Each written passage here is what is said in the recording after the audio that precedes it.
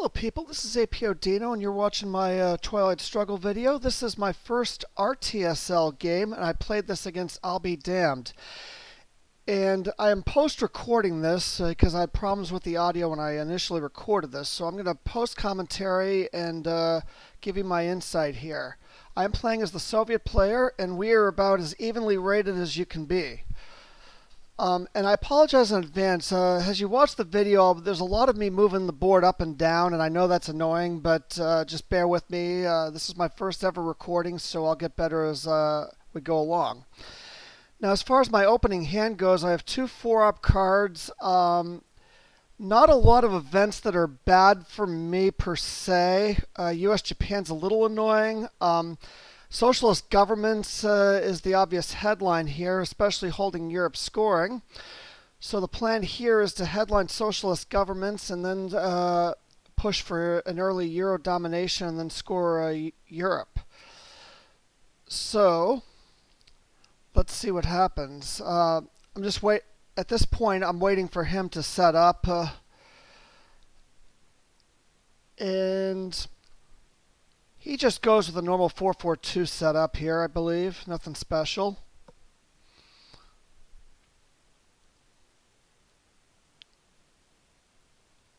So has to plan. I headline socialist governments. He immediately headlines Middle East, which is a pretty standard play in competitive Twilight Struggle. So I pulled 2 out of Italy, 1 out of West Germany with the intent to coup Italy. So I pull Red Scare out, I believe. And here comes the Red Scare coup, and it's a success. So I immediately put him under pressure in Europe. The one issue that I'm going to have with this hand here is if I don't get into Asia soon enough, I'm going to have a hard time getting access to Asia. The Middle East is biased toward the USSR as the game goes along. So he plays duck and cover for ops and takes France immediately. So, with that in mind, I will coup Iran, and I miss. So what I'm hoping for here is to get another crack at coupping Iran so that I can play into Western Asia, but of course with the DEFCON of 3, he's going to immediately play into Asia most likely. And this has been one of my weaknesses as a growing Twilight Struggle player, is getting a feel for how to play Asia as the Soviet player, because it seems like I always lose access and the DEFCON goes down, and then I always run into problems in Asia, so then I have to make a South Korea play, which is undesirable, and this is something that I'm going to work on as I advance my Twilight Struggle career.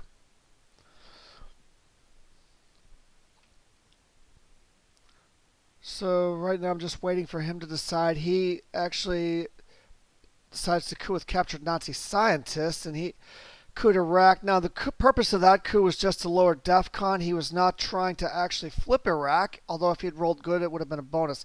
He was trying to lower DEFCON so that he could play into Egypt and Libya safely without having to worry about me coupping him out.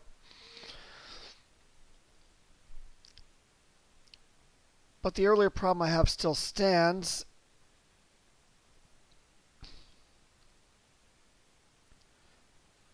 And for some reason, I play into Spain here for an early Europe dom.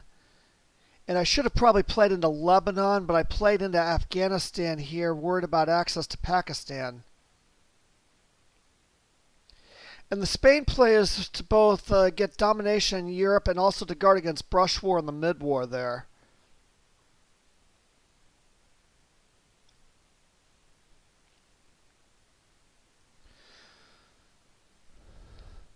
So he plays Formosa for the ops, and he immediately plays 2 in Afghanistan. Now, what I should have done here was probably flip Afghanistan with the China card, but I flip Europe. I score Europe instead. Because I could have flipped Pakistan with the China card. There's always the risk of losing it to IP war, but I think I have to make that gamble at that point because Now he can overprotect Pakistan. I'm completely shut out of West Asia, and if I don't get something like Vietnam revolts later in the early war, I have no access to Thailand either, and I'm in big trouble in Asia. So I should have flipped Pakistan with the China card. I didn't have to hurry up and score Europe, but as I figured, he had IP war, and now he wisely overprotects Pakistan to prevent me from making that mistake twice.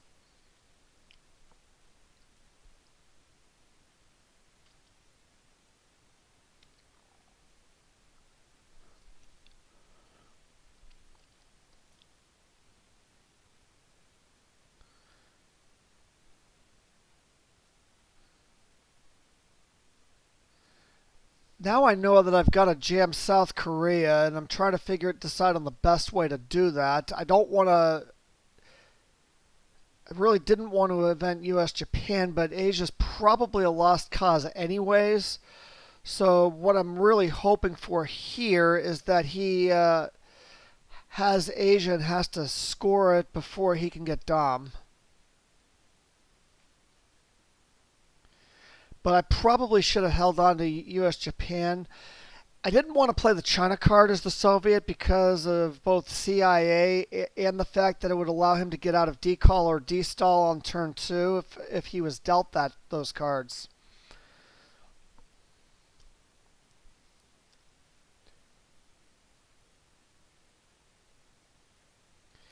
So he plays Arab Israeli, and he's going to and he makes a mistake there and gets away with it. He played into Lebanon and Thailand, which is not a bad play, but then the problem there was he risked losing Israel, which would have completely cut off from the Western Middle East, and I would have been just able to march right in and take Egypt and Libya uncontested.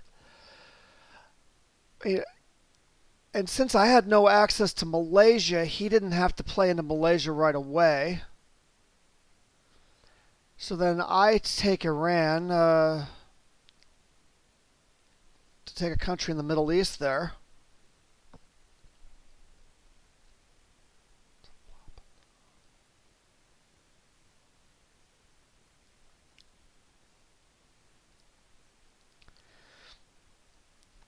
And then he spaces decall. So that is one card I'm not happy to see go given my Asia situation. So turn 1, I get a victory point for Mil-Ops because he only could with a 1-op. Now here I got Warsaw Pact, de Gaulle, which the only thing de Gaulle's really going to do for me at this point is get me access into Algeria, maybe threaten to flip France, but I've already got Europe, so that's not the biggest priority. Truman's an event I'm glad to see in my own hand because I can get it out of the deck without having to worry about it later. Containment's going to be a turn 6 play. So the play here is to just dump Asia before Asia gets any worse, knowing I'm in trouble in Asia. And then he headlines Olympic Games, so I'm naturally going to participate, and he wins, so he gets 2 VP, and then Asia drops for even. So the only unscored region left is the Middle East.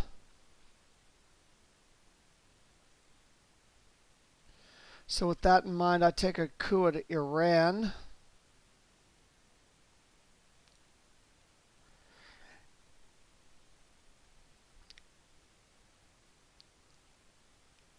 And I don't remember what I was looking for there.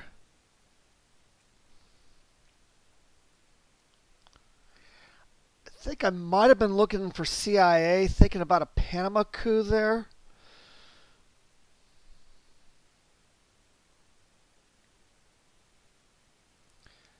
But I do take the Iran coup with the Warsaw Pact.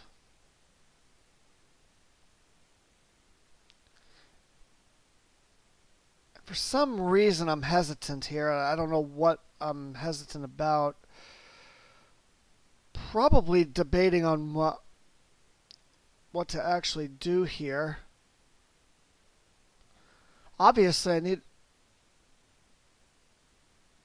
need to keep de Gaulle in the hand, and then I end up coupping with de Gaulle. Then I end up coupping Panama instead with the mid-war. And the reason I think I did that was having not seen D-Stall in the first two turns, I'm worried about D-Stall being in his hand and him being able to get out of a turn 3. That was actually a risky play because CIA was unaccounted for. I should have just Kuda ran straight up, and then the Middle East. But the Middle East was already a scored region at that point too. But that play was actually caused me some problems in the Middle East as the game went along.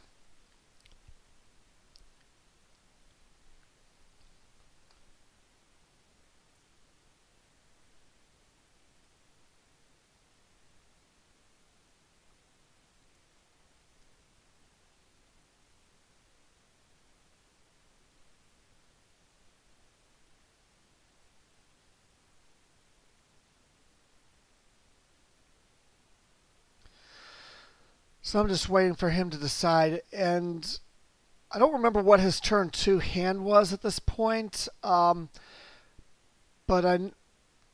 we hadn't seen a lot of 4-op cards yet. And remember, I'd already dumped Purge in US Japan. And I've got Marshall plans. So he's the only 4-op cards left are Nuclear Test Ban and NATO. So he plays into Egypt wisely, knowing that I can't contest it. Unless I have Nasser, which I don't. But the play into Egypt would telegraph that he actually does have Nasser. Or at least he is betting that I don't have Nasser. Or at least if I event Nasser, he has an op in Egypt, and then he can play into Libya.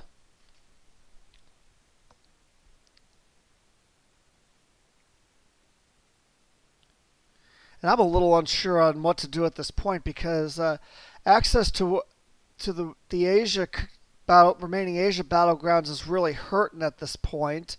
I have no access to the Western Middle East, and I have no access into Africa yet. So I am hurting.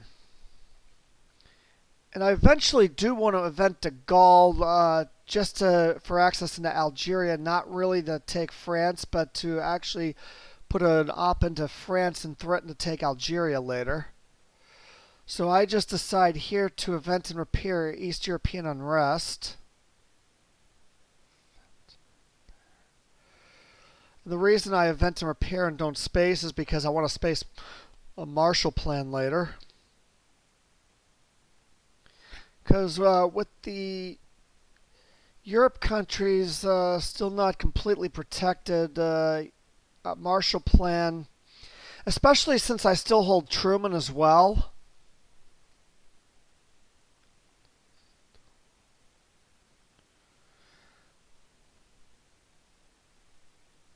And Truman is an event that I would want to trigger, especially now given the board in East Europe.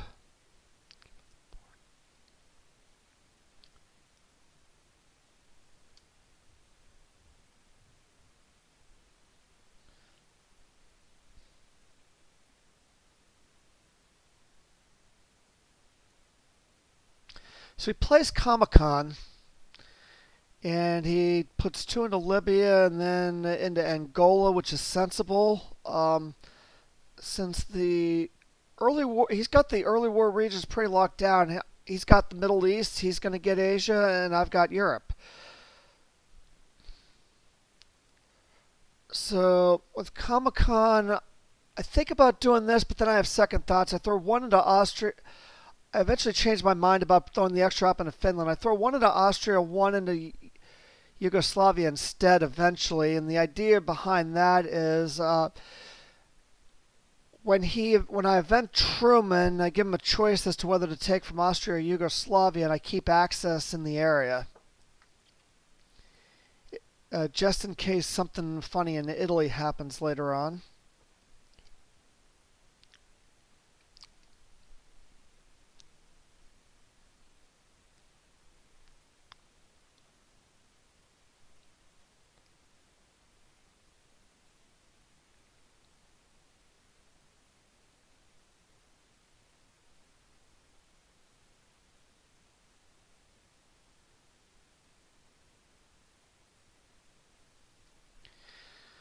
And once again, I know I'm moving the board up and down again, so I apologize for that. He ends up taking the op out of Austria, which is sensible.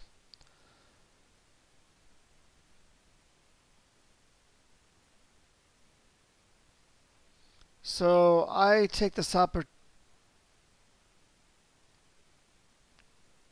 Actually, no, that didn't happen yet. This is where I changed my mind on Comic-Con. I was having some issues there, and then I change it up. So now I have Truman. He's going to pull out of one of them, and then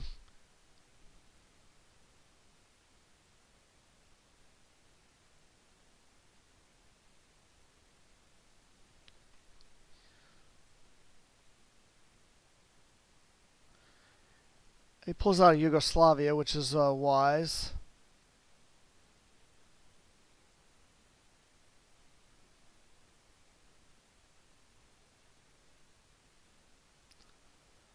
So I throw an extra op into Greece. I want to eventually take Greece to further guard against brush war.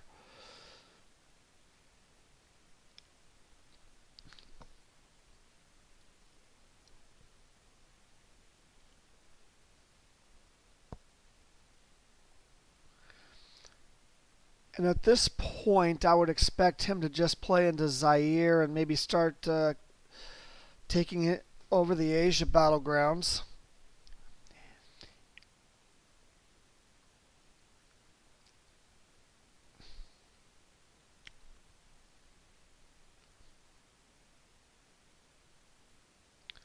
So Cambridge 5, and of course all the scoring cards are played at this point, so I know that that's not going to give me anything. So he played one to Zaire, one to Thailand, which makes sense.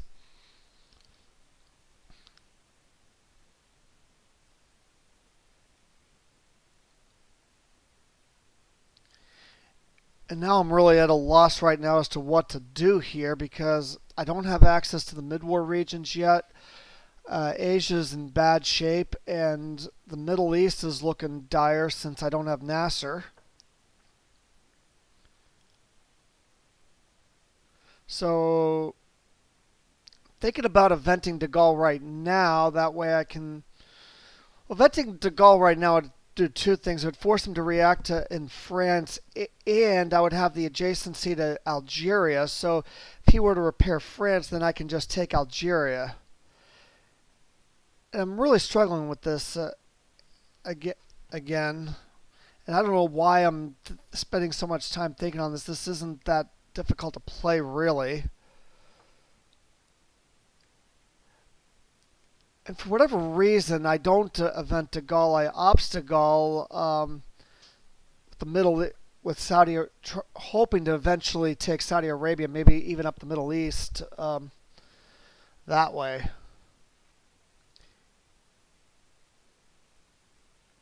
And I think the other thing with Africa, too, is that I'm thinking that I can eventually coup battlegrounds in Africa by the mid-war and actually get access that way.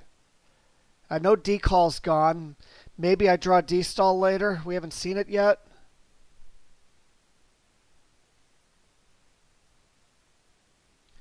So he dumps blockade right now. And he takes Thailand. And he dumps D-stall right there, so that ruins that idea. So now I space. Now I have a choice here. Do I space Marshall? Do I play Romanian for one up? And I eventually do. I played in Afghanistan, and I don't know what I was thinking on that move there. And actually, I did have second thoughts about that. I do throw the extra op into Saudi Arabia. Afghanistan wouldn't have really done anything for me, and the Saudi creates a threat because if I take Saudi Arabia, then it evens up country count, and he's got to eventually play into Israel. Way stops there. Of course, Arab Israeli is gone, so that threat's not there either. And he's going to dump Korean War. And of course, he overprotects France wisely. And then I win the war, so I get another 2 VP for that. And now, of course, I'm going to event containment. Turn 6.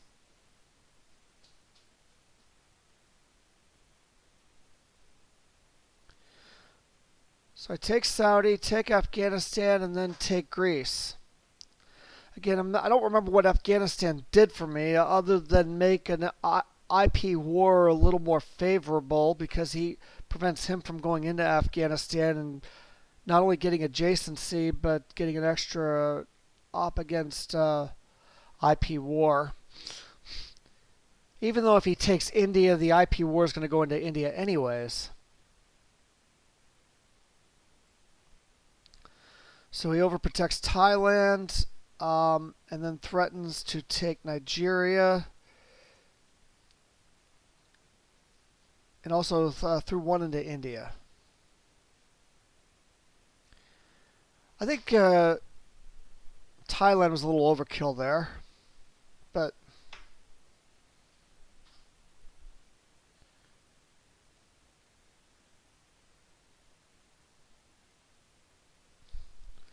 okay, so I draw Nasser, UN intervention, Fidel, Suez crisis. So I know he's got nuclear test ban. I know he's got Vietnam revolts, which is unfortunate.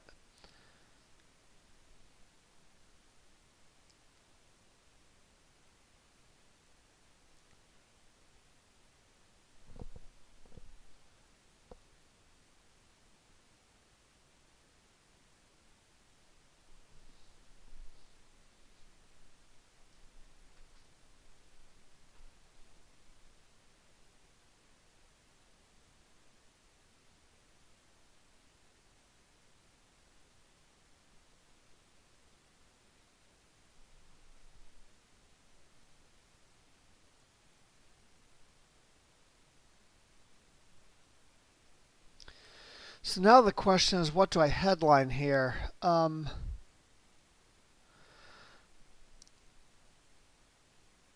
Nasser gets me into Egypt, gets me access into Egypt and allows me to fight for Egypt. Suez crisis is nice because it would take him out of Israel, but France is overprotected and that's not going to really do anything there. Fidel gets me access to Cuba. Yeah, another card he's known to have is CIA created, so I'm glad he drew that and not me. I end up headlining Nasser, and unfortunately he drew IP War, which is unfortunate.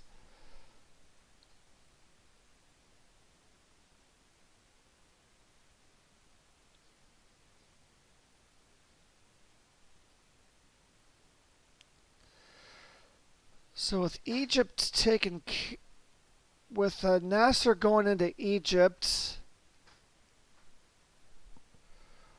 the question is,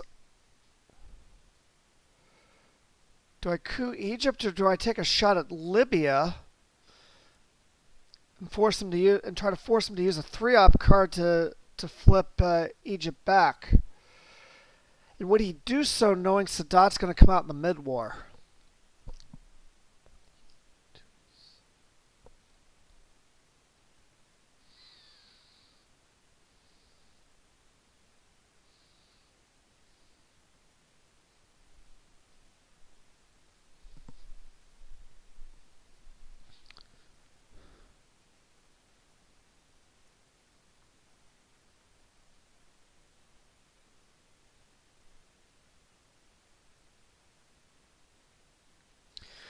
So again, I'm kind of at a loss on what to do here.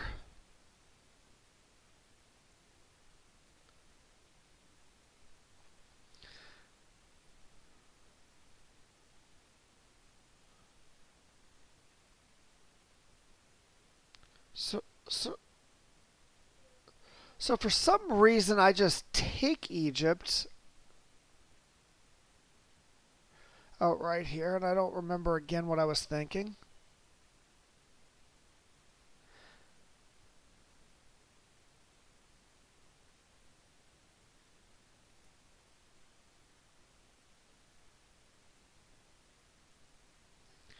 And I decided that I wasn't thinking properly.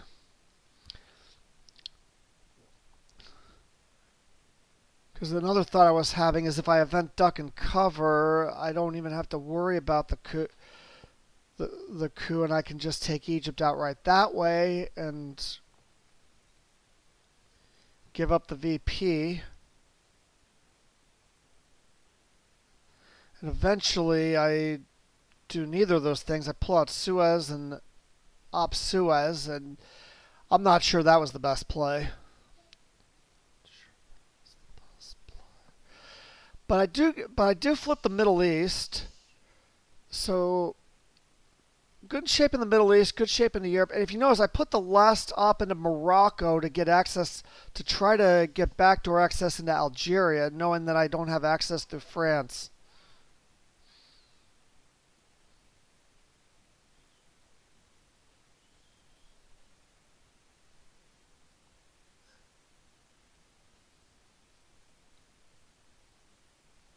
So naturally, he 5-year plans, and Africa's in.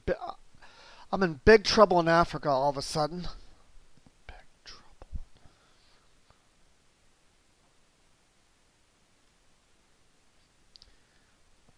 But he did not the one good thing though is he did not coup either. He didn't really have a place to coup other than Egypt. So now I actually still have a coup here.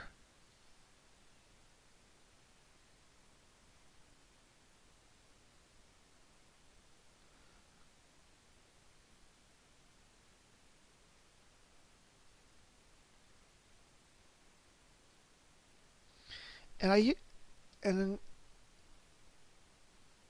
I'm thinking about you and I cooing with duck and cover, which I'm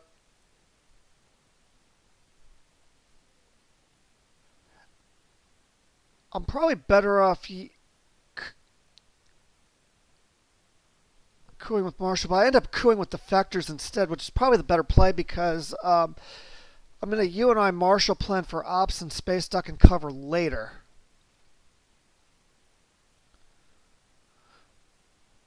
Special relationship is safe to play because NATO's not in effect, and France is already in a good shape there.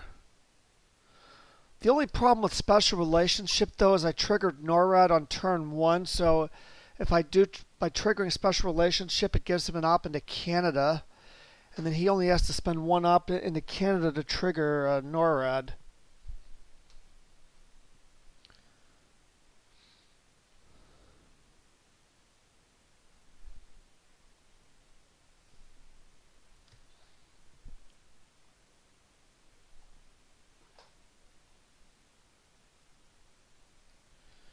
So he 4-ups, so he nuclear test bans Israel and into Laos.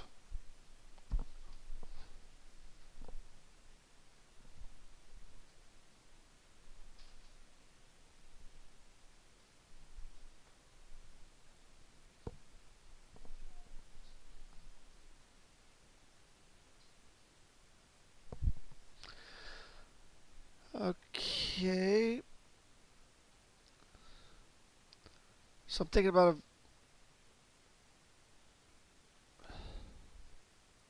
forgot what he did there.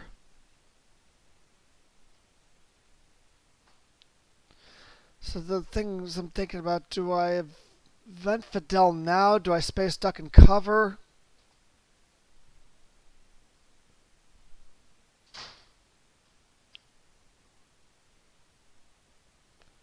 I eventually decided I have tempo wise I space duck and cover.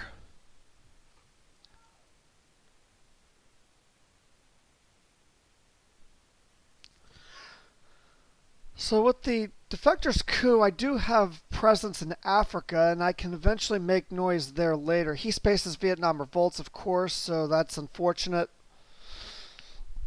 And with so my only way into Southeast Asia now is if I draw decall by some miracle in the mid-war. So now I event Fidel.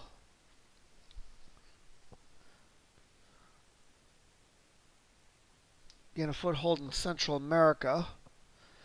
Nobody's got access to South America yet, so he has to punt Europe again because he had no way to deal with Europe. So that's actually going to give me a decent lead heading into the mid-war, unless he redrew Asia.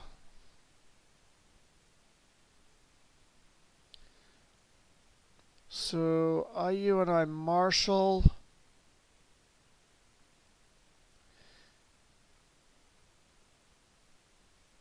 And play in the Saharan states to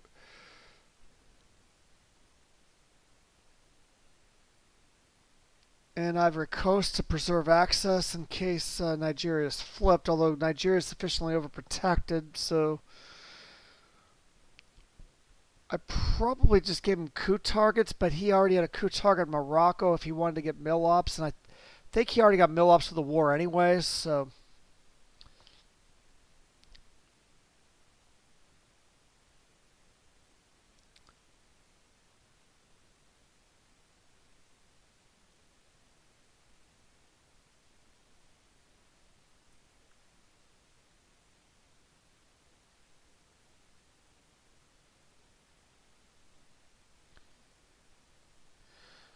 okay, so Cambridge 5. He plays into Mexico, of course, since I'm already gaining a foothold in Central America.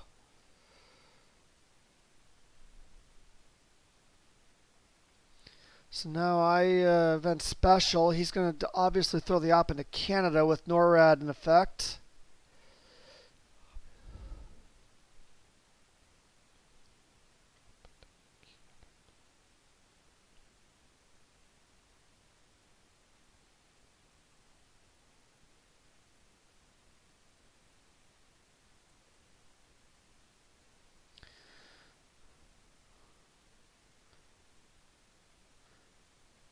And then I look to overprotect the non-battlegrounds in Central America. The reason being is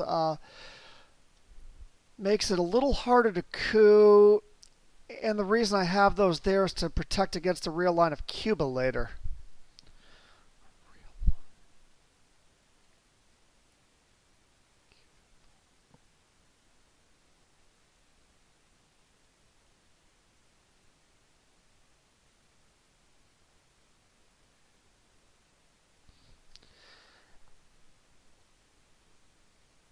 And then he wisely dumps CIA for ops and takes Canada. So CIA is still in the deck. That's a card I've got to worry about in the mid-war. So in the late war, actually, when we get to it.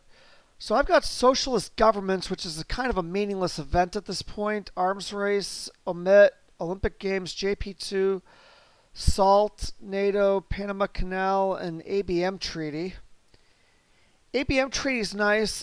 There's not a lot in the deck that I'd really want to event SALT for at this point. And the other trick with this hand is there's really not a good headline in this hand. I mean, one possibility is that I ABM Treaty coup coup Thailand to try to flip it, but if that's sufficiently overprotected, that would be a little tricky.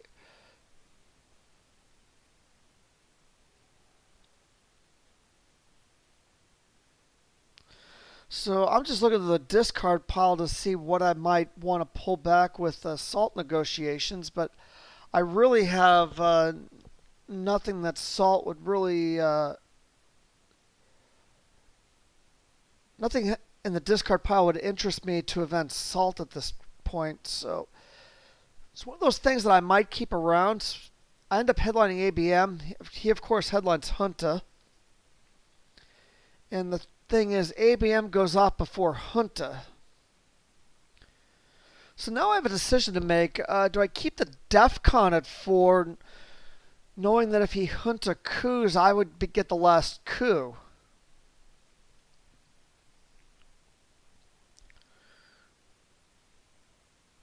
Or do I take the coup here, knowing that there's really not a good coup target for Junta other than a non-battleground, so I probably get 2 coups doing that?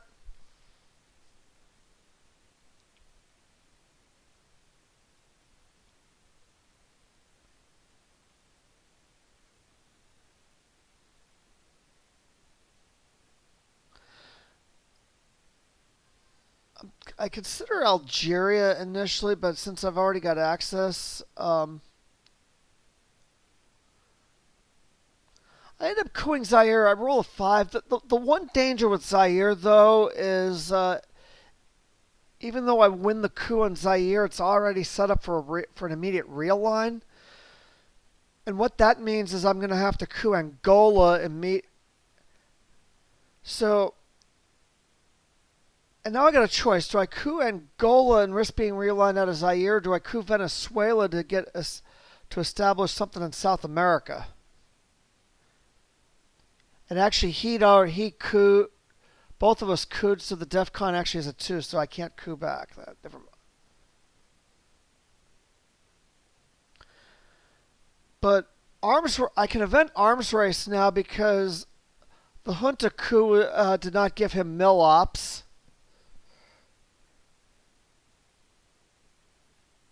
I elect to just flip Angola, which in my last OTSL game is something that I should have done and I did not do.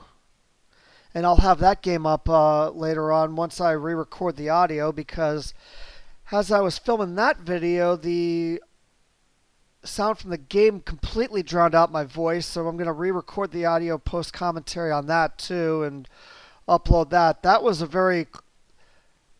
almost a one-sided game until the end, but we'll talk about that later. So now I've got domination in Africa. He can probably take Brazil, but he still has no access to Chile or Argentina unless he holds puppet governments or OAS.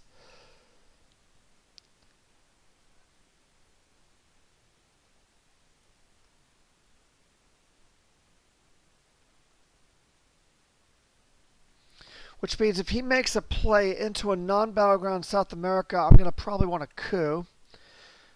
So he plays How I Learned, and he's going to coup Saharan states. That threatens a realign on Nigeria, and it also evens up country count.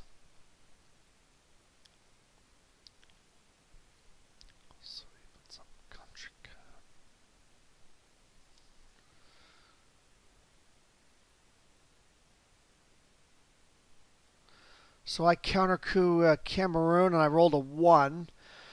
Which means he can't counter coup, and I have no non-battleground presence, so the scoring card's a 2-point card, which is a little unfortunate. But maybe he doesn't have it, and I can eventually take a non-battleground and instead. And what I probably should have done on that play in hindsight was throw one up into Morocco and one up into Ivory Coast. So he events Missile Envy, and he gets NATO, and he's going to get NATO, so I get 2 ups and he gets no ops. So he cost me 2 ups and gets nothing for it. So that was a little unfortunate timing on Missile Envy on his part.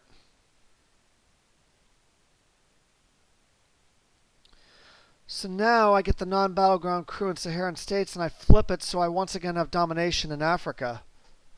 Get the missile envy.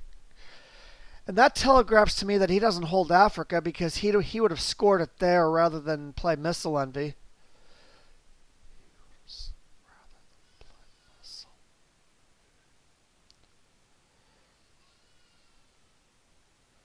So unless he's got like colonial rearguards or something, if I were him, I'd be focused on the South America.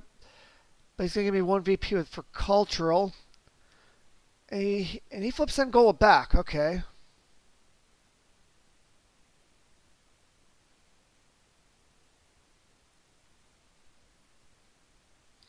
At this point, I should probably flip it back with SALT negotiations, since I'd like to event arms race. And there's still not a real good event to play SALT negotiations on. So I really don't know why I insist on holding SALT negotiations. The I guess the only fear that I have is that salt negotiations could be drawn in the late war, and then he could draw something that'll hurt me in the late war. But really, I think the play here is I should have probably salt negotiations for ops and flipped it right back.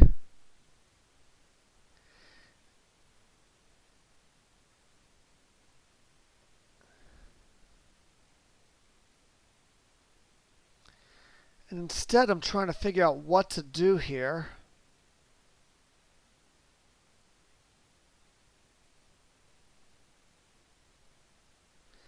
And I think I'm taking way more time on some of these decisions than I think I should. Because as I watch my own videos, I actually see what plays I should have made. But when you're under the gun, it's a lot harder to make those decisions, I'll be honest.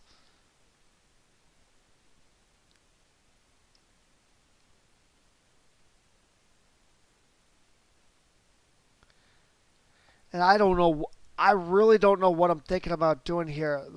The play for me has to flip Angola back with salt negotiations. And I guess I was waiting for some event to be played. And I actually considered playing the China card, even though he had just played cultural. Which tells me that I probably should have played the China card earlier in the turn with cultural unaccounted for. Especially knowing that Usuri and Asnat are still out. Of course, the thing I'm nervous about playing the China card here is if he holds Usuri, he can just go crazy in Asia. But since he's got access to everywhere in Southeast Asia, he could do that anyway, so I don't know why Usuri would be a concern to me here. And for some reason, after all that, I trigger omit.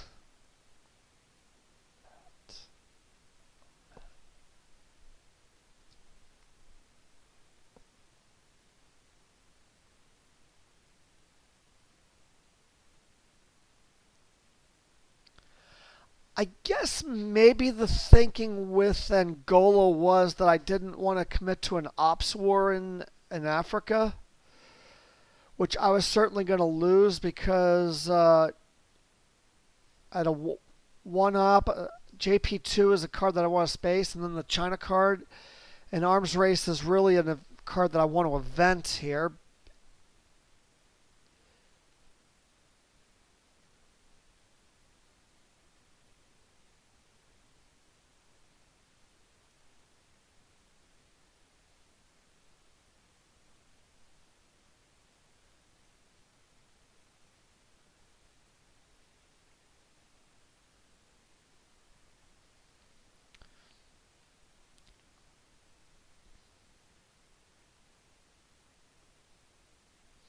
So I actually what I ended up doing is I played one into South Africa to make him react, and I played one into Costa Rica threatening to take Panama. What I eventually do here? And the thinking, I think, what I was thinking here was that if I eventually take South Africa, I can realign him out of Angola instead. So he gives me Shea, and I have nowhere to go with Shea.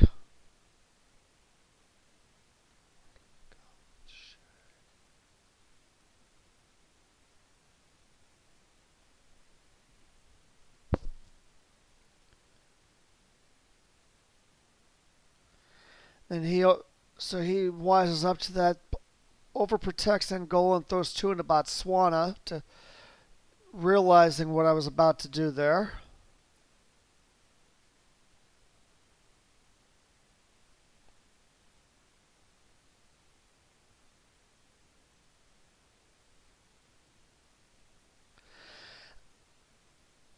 And I got a dilemma here because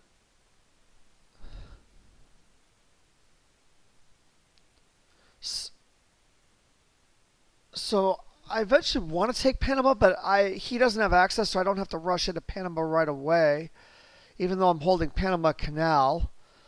So what I want to do instead is take South Africa and shore up domination.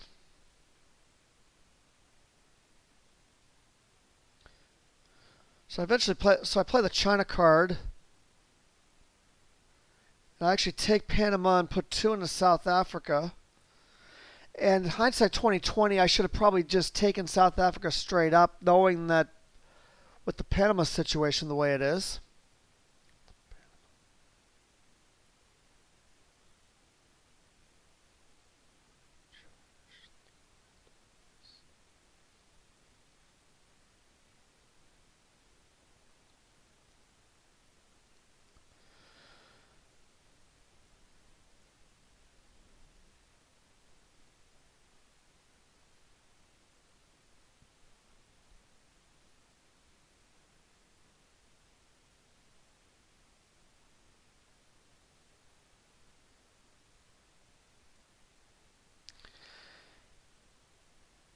And he plays Usuri for ops and takes Brazil and Malaysia. Now, I'm real nervous about Southeast Asia right now, but there's not a darn thing I can do about it. So now I have an arms race for 3 VP. Arms race for 3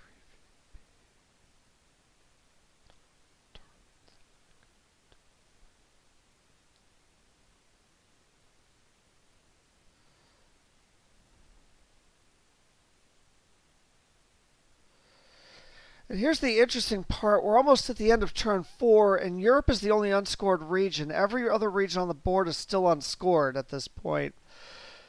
So you're going to see action all over the board. And he redrew it Romanian, so he's just going to shore up the Southeast Asia wisely for when the scoring card comes out and give me my Romanian. And yes, Southeast Asia is a 5 VP card. That would be very bad at this point.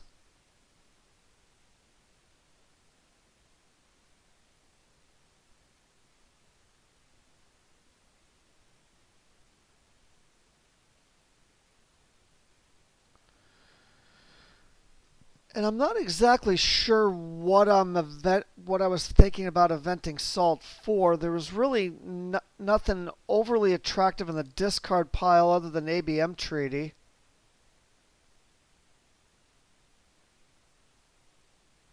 Maybe that's what I'm thinking of, because I played ABM Treaty, so maybe I'm trying to get thinking about pulling ABM Treaty back and creating that threat. Yeah, that's exactly what it was.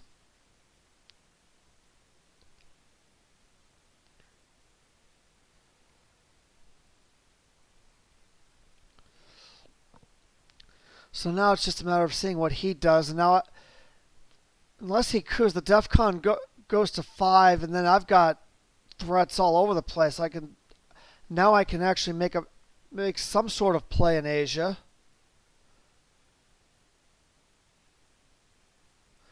Nuclear subs is less effective.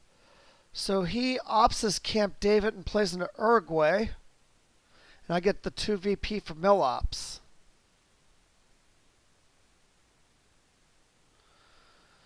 So let's see. I draw Purge, We Will Bury You, Liberation Theology, which is nice. Decall, which is real nice, especially given the board. East European Unrest, Middle East.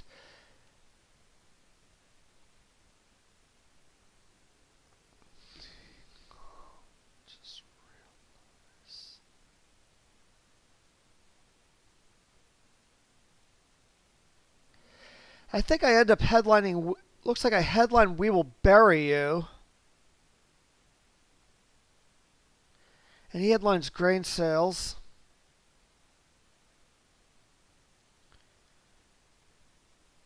And he pulls EEU. That's not an overly big deal. It's a little annoying, but it's not the end of the world. It's a little annoying.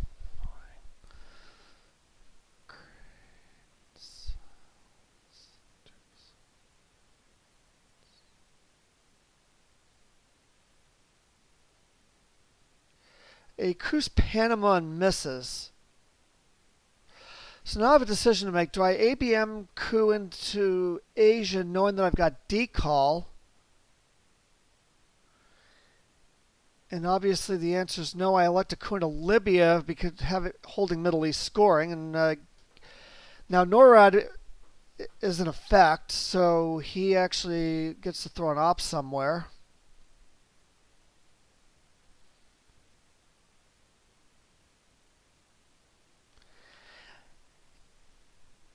And I can always, if he plays into Argentina, I can ABM treaty coup him there. So South America is not quite as dire as it seems, although we're still behind in South Africa. We're eventually going to get Africa because obviously one of the decall ops is going to go into South Africa.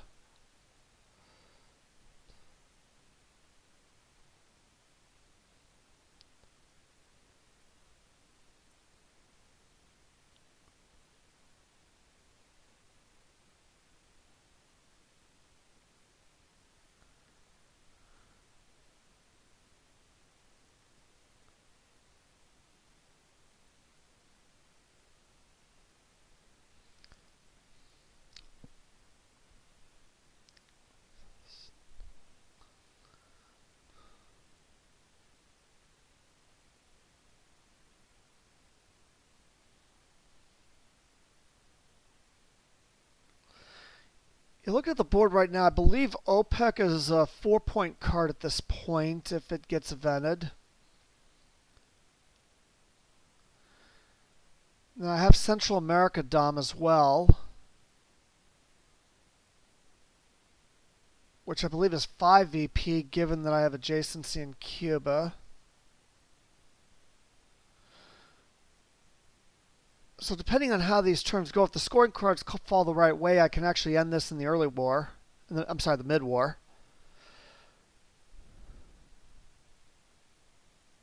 That's kind of what I'm hoping. And I'm not my opponent was taking a long time here. I'm not sure what was going on here. It seemed like the way the cards fell, we both had some tough decisions. Oh, that was he was trying to figure out where to put the NORAD up. Of course, he had brush war, so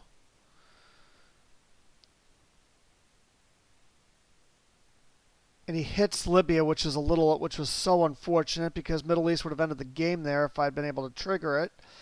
Now Middle East is going to go for even. But I do have of course, I have ABM treaty, and I can make a playback in there later, which is going to cause me problems in South America later if something were to happen. So now I trigger decall, hoping that he...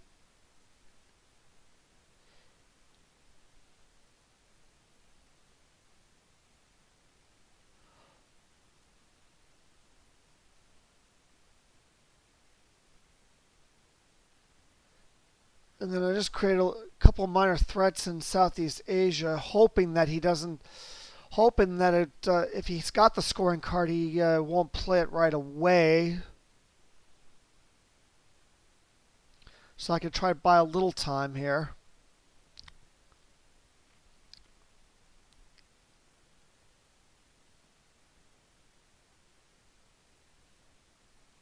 Of course, he's got the China card, so he can actually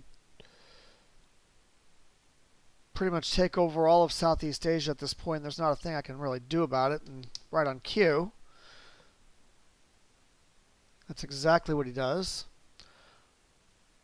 Although he went for country count in Africa, which was interesting. That country count in Africa actually prevents me from getting domination in Africa, which is a little unfortunate. So then the question here is, I hold ABM treaty. What do I do with ABM treaty? I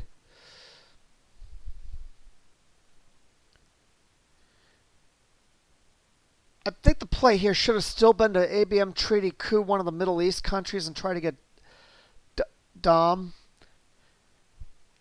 Because at worst, Africa is going to score for even. Well, I'll get +1 VP.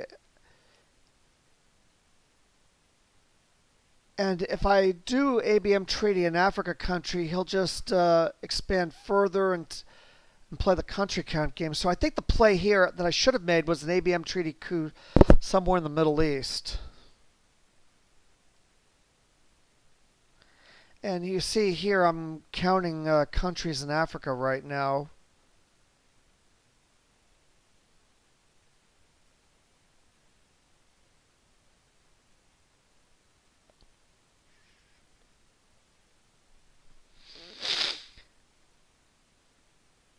I'm just confirming that Southeast Asia scores for 4 and potentially 6 if he... So with no need to... with no worry in... with no worry in Central America, I just ops liberation theology. And this is because I think it's now 6-5. So hindsight 2020, I should have ABM treaty coup in the Middle East, but that play's still available to me. But here's the thing: by that play, yes, I get temporary dom in Africa, but he has a coup, he can always coup me, and Africa's going to score for a wash anyways if he's got it.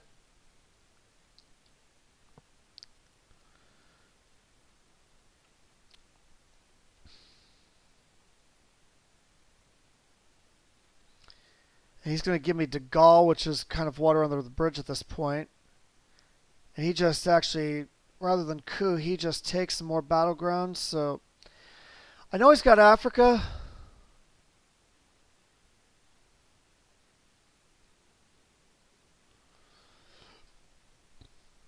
I know I'm going to have to event Panama Canal at some point, which is not a big deal. That's an event in repair 1 in a Panama play, so that's kind of an empty action round. Pope's probably going to space, so realistically the only cleanups I've got are with ABM treaty, so I do make the ABM, and I coup Venezuela, and I don't know why I coup Venezuela here. Given the Middle East, that if I'd actually couped in the Middle East, I think I could have ended the game on this turn, and I didn't even realize it.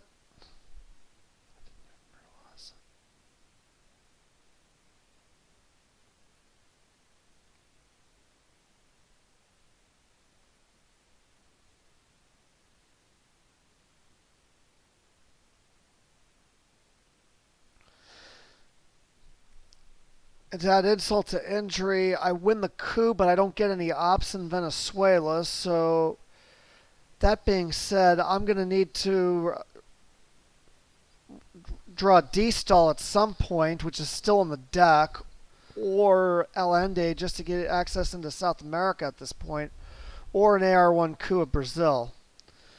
So he Warsaw Pact, and he wisely repairs Venezuela, and now he threatens to take Argentina, which is also going to threaten control. So I have to throw ops into Poland, knowing that I've got JP2, although I'm going to probably space him.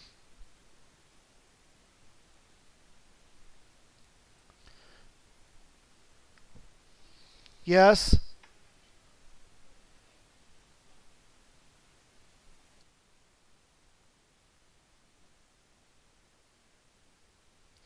Sorry about that, guys. My daughter was having some trouble, and I just needed to deal with that for a minute. So sorry if you heard that on the recording.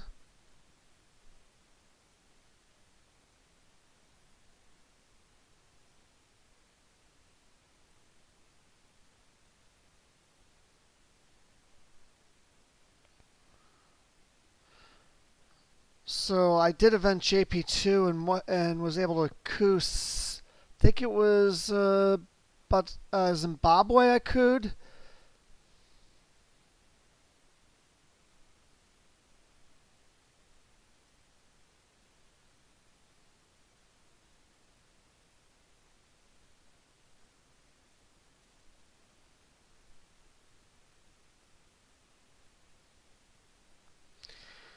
Okay, then he likes to use Puppet for the ops and coups Cameroon.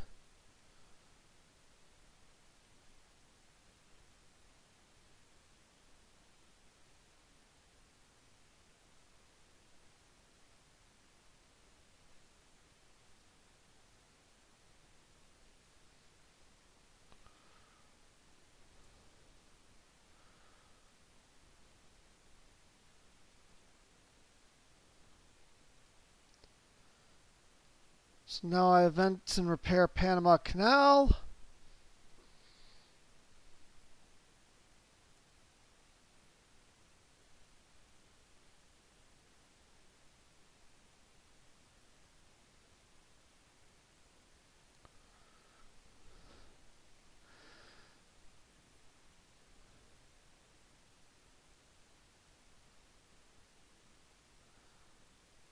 And then he spaces South African, pinning me for Africa scoring. And of course, I've got Middle East scoring instead. So that goes for even. And I'm shooting, and I'm more and more I watch this, I'm really upset that I did not ABM treaty coup Libya to get Middle East Dom and possibly end the game.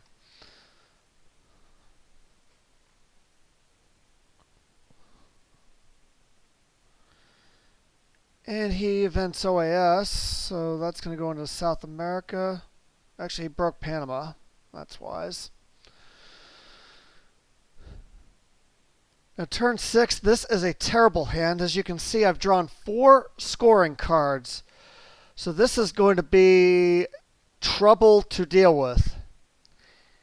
And I don't really have a good headline here either. The couple of headlines is Cuban Missile Crisis to prevent him from cooing. And of course I got bear trapped, so that's going to cost me an AR. So I'm only going to have 2 action rounds this turn. The one saving grace is that I do hold D-stall. So I'm probably going to event Portuguese and D-stall, and then I'm going to have to deal with all the other scoring cards.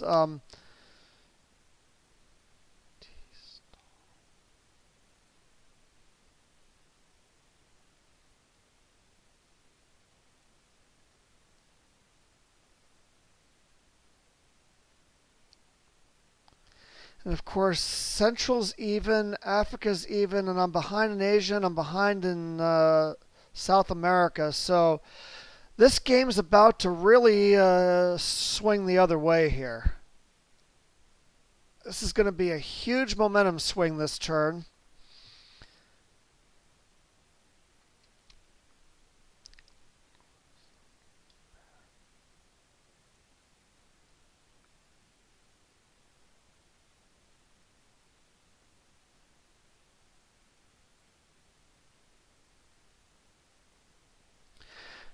There's one saving grace about this hand. Even though I have 4 scoring cards, I don't have any annoying U.S. events like Voice of America, grain sales, OAS, or stuff like that to deal with. So I guess from that sense, it's okay. But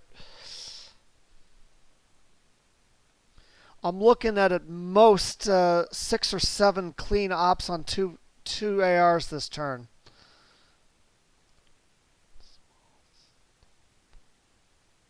And actually, I did have VOA, and I had to dump it on bear trap, so...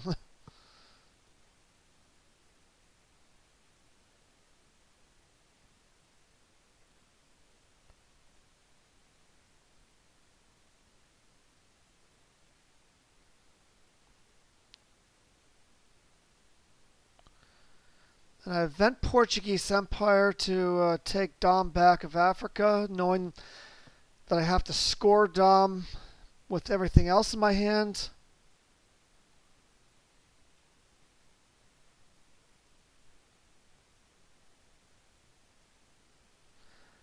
Matter of fact, right there, I should have probably scored South America right away before he got control. And he events Kitchen. So I dump Africa for 4.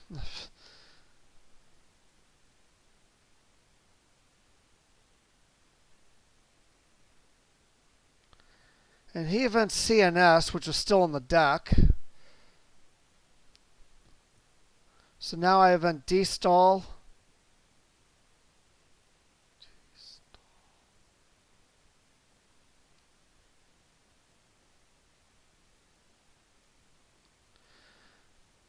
I'm trying to figure out where to pull the 4th op from.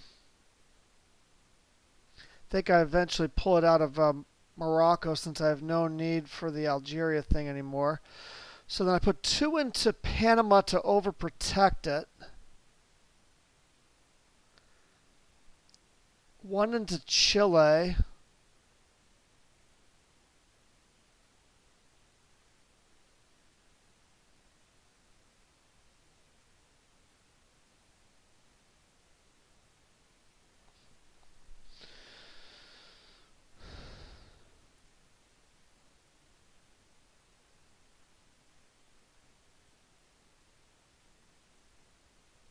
I thought one into India to threaten to take India and maybe cause. And I have access to some places in Asia as well. I thought about just throwing it into Colombia to get presents, but he would have immediately cooed if I did that. And he doesn't know that the rest of my turn's going to be scoring cards. So that in mind, that's why I held Brezhnev too, is because Brezhnev's kind of useless on a hand that only where you can only play so many ops when. So it's just one of those crazy hands.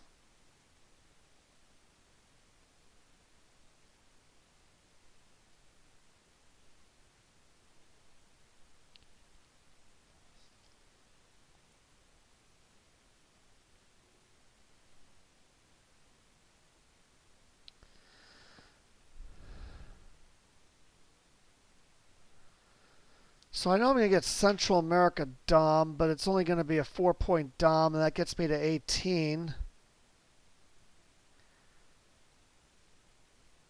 And I've no way to get to 20, so even though I'm going to get to 18, unless he has to trigger something, he self-quagmires, which eliminates the NORAD threat too. So he self-quagmires, which actually is kind of good for me because I'm going to be able to get South America off for Dom rather than Control, which would be very annoying. But I have to dump Central first. Then I'm hoping, unfortunately, that him being self-quagmired, he's not forced to play. He wouldn't do it anyways, but he actually events Arab Israeli and stays in the quagmire, which is a little unfortunate. So now I dump South America before he gets out and can take control.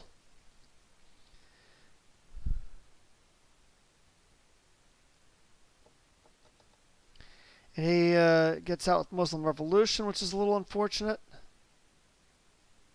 So now I've got to dump Asia for 6. So he gets 14 VPs while quagmired. That's kind of sad. You won't see that every day. You self-quagmire and get 14 VP while doing so.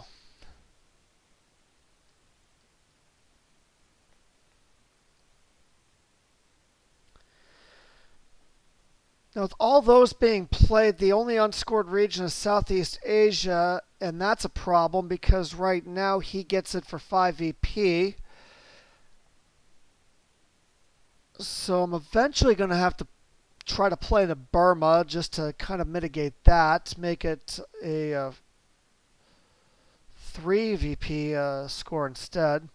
And he just events Willie, gives me a VP, and then goes for country count in Africa again. And he's like, I can breathe again.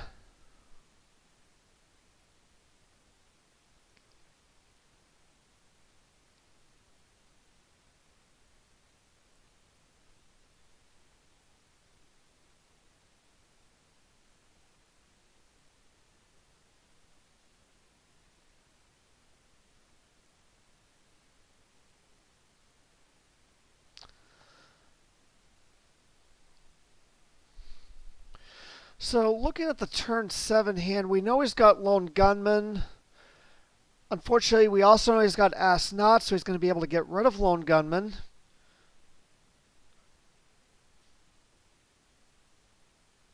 We know he's got Southeast Asia, and we know he's got Colonial. Actually, we got Colonial Rearguards. Got those cards. We know he's got Alliance for Progress.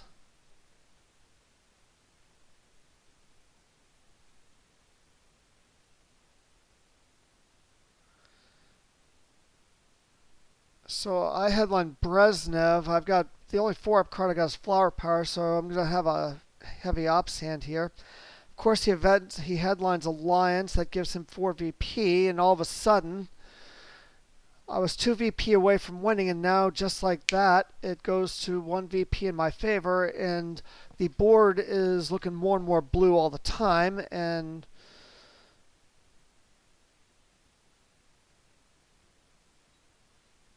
so now IQ Venezuela here, and again, I win the coup, but I don't get any ops in there, so I cannot establish ops in Venezuela. Another known card he's got is D-Stall, which is a little... Actually, no, we just played D-Stall. Never mind.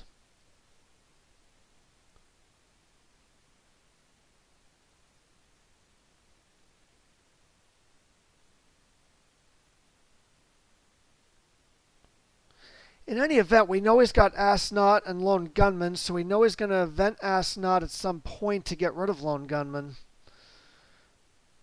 And with me in Cuba, the odds of a DEF CON win are looking very remote at this point.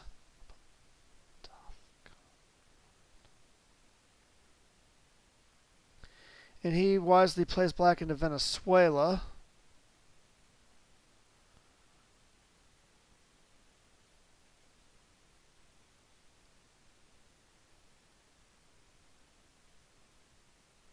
So I decide to flip Angola.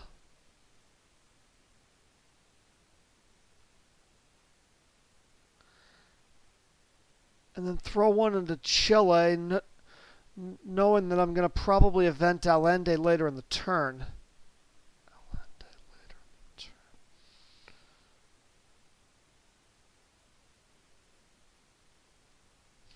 And I'm probably going to trigger OPEC. It's, I believe, a 4 VP card at this, maybe a 3. And of course, he punts Southeast Asia, so we've had a 22 VP swing in the last 5 ARs, pretty much. That's incredible. That's why you never give up in the game of Twilight Struggle. And I event Allende.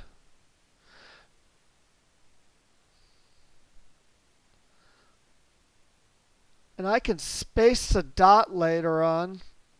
And he redrew South America, so now all of a sudden I've got to worry about war games in the late war. I've got to worry about war games.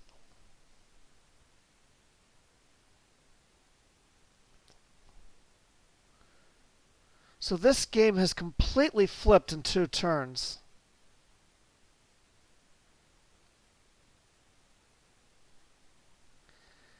And I have some computer issues. This is what happens here is the card gets stuck and you can't get it off. So I'm just going to close out of this program real bit and come back in. And this is an issue that I've seen in other games before. So the easy fix is to just exit and rejoin, which I do.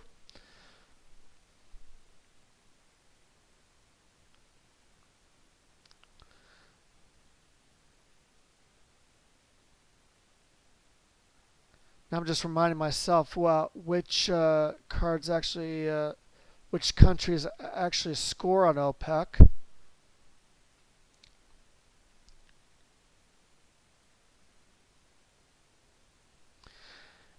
And given the Middle East, shuttle diplomacy is a very annoying card to hold too.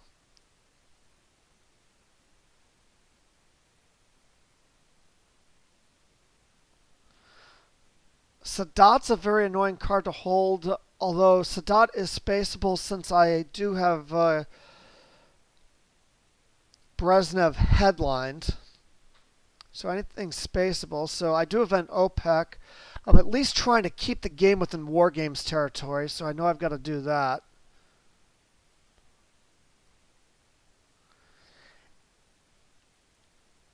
And outside of Asia's really the only bad scoring card left. The other scoring cards are all good for me. Africa's good, Central, and Europe. So of course he events Astronaut now, so we know he's going to ditch Lone Gunman. He ditches Summit, and he ditches Formosa for some reason. Maybe he thinks I can go into Taiwan, even though he'd still have domination. I don't know, but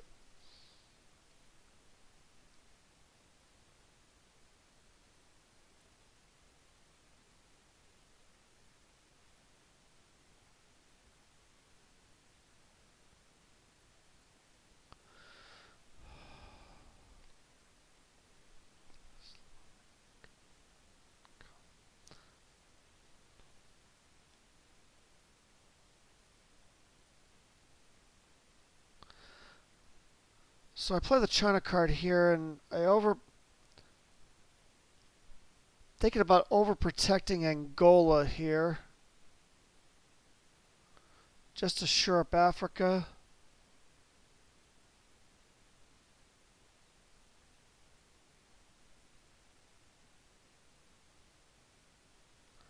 That is just Then it's just a matter of protecting other stuff here.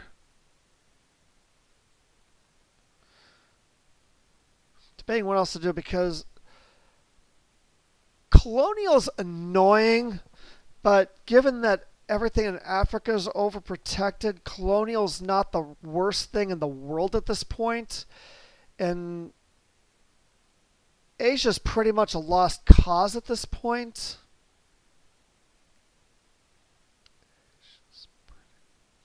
So colonial's not that big a deal. Shuttle's annoying because of the Middle East situation. That would give him domination in the Middle East, which I don't want.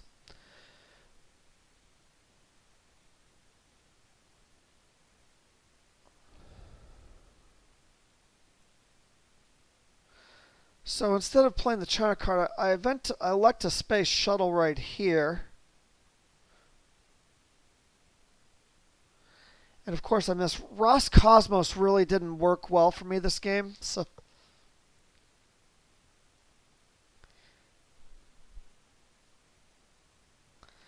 he dumps Central, which is good.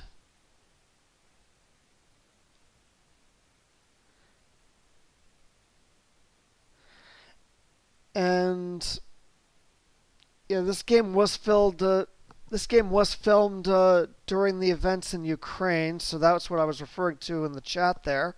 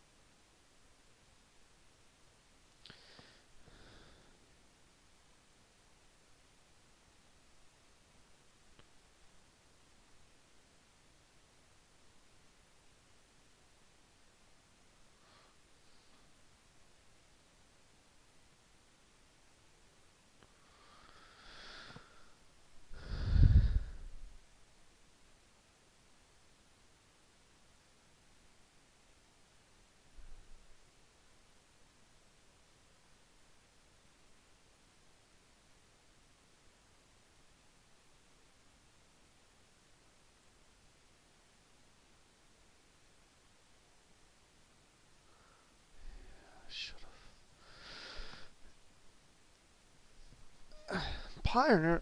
So I would love to play him some more because. Okay, so he did that with the ops there. Sorry, forgot I was recording this for a second. So I apologize for that.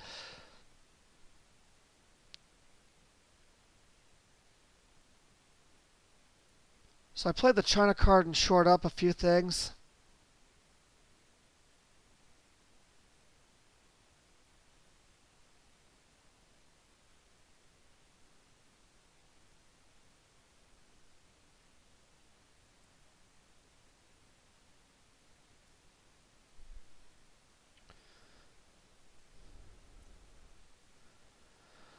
Oh, he had Hunter again. Oh boy.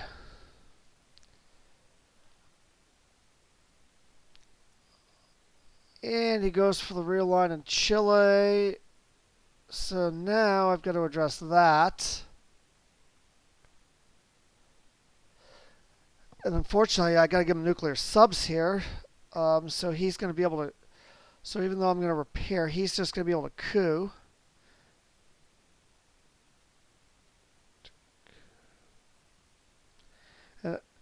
The good news for me is that South America was already scored, so we're not going to see South America again until final scoring.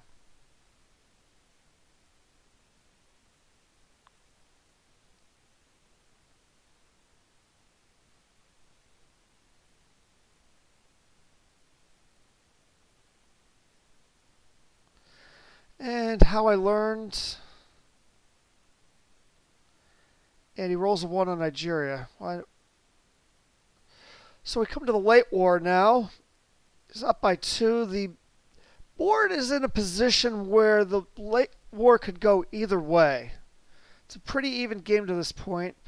I do not have a good hand here.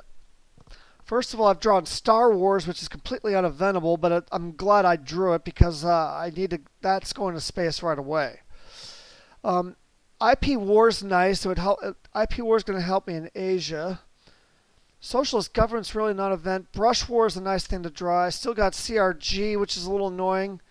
Camp David's a little annoying as well. Not the end of the world. So I headline IP War, hoping to flip India.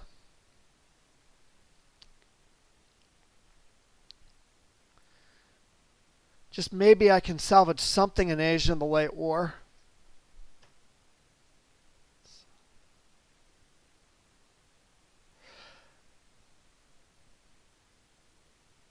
But I have a decent amount of ops, but not a lot of earth-shattering events, though, that can really change the momentum other than Brush War. And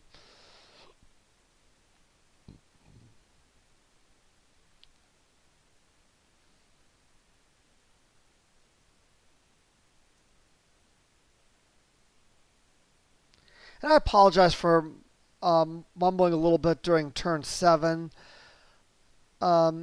I'm into this recording a little bit, and then at a point I blanked off and forgot I was recording and just made a comment that will make no sense to the viewers. I apologize for that. I'm a newbie at this, so cut me some slack. I'll try to do better as we go along here.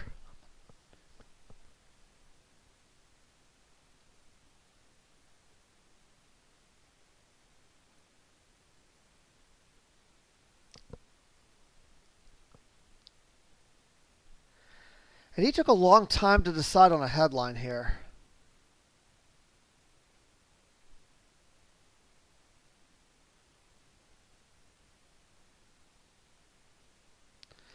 But he headlines puppets. And I'm not exactly sure where he would go with puppets at this point.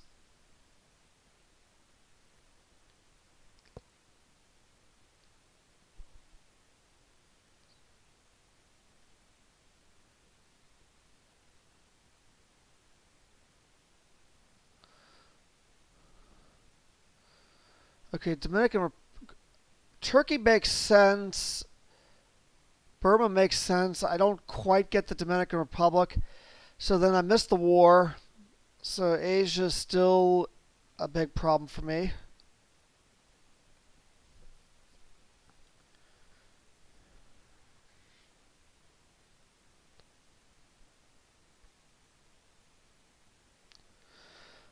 So now I'm going to coup Iran, and I roll a 1 on that too. And I've got to give him NATO, which I've already got Europe anyways. So giving up NATO is not the end of the world, and I'm not going to use Brush War in Europe anyways.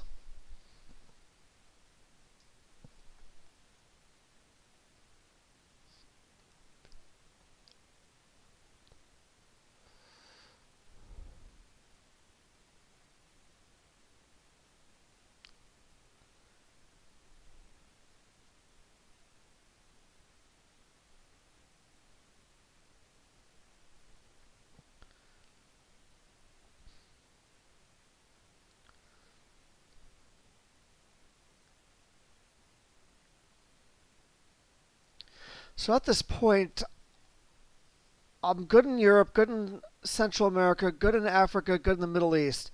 He's good in South America and Asia. And he's up by 2 VP, and he's got the China card. So at this point, final scoring would be very close. I do think I have the slight advantage, although Asia is probably the highest scoring region for either player at this point.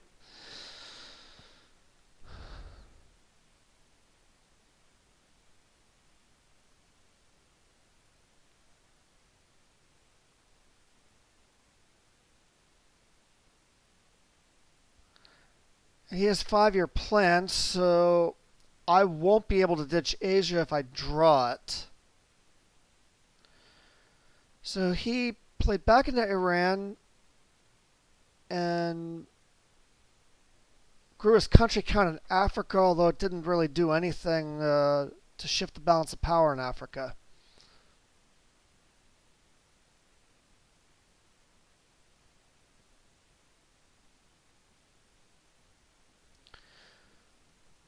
Now I'm going to take the brush war on Pakistan, and the brush war actually hits. I believe that was a 2 and 6 shot at the brush war.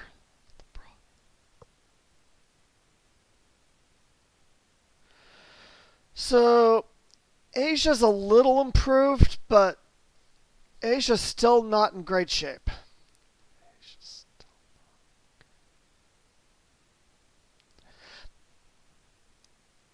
And South America is still a problem. So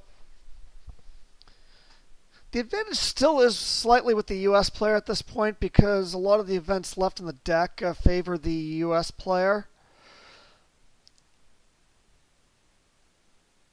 But stranger things have happened. I get a couple of scoring cards on turn 9 and then hit war games. I can win.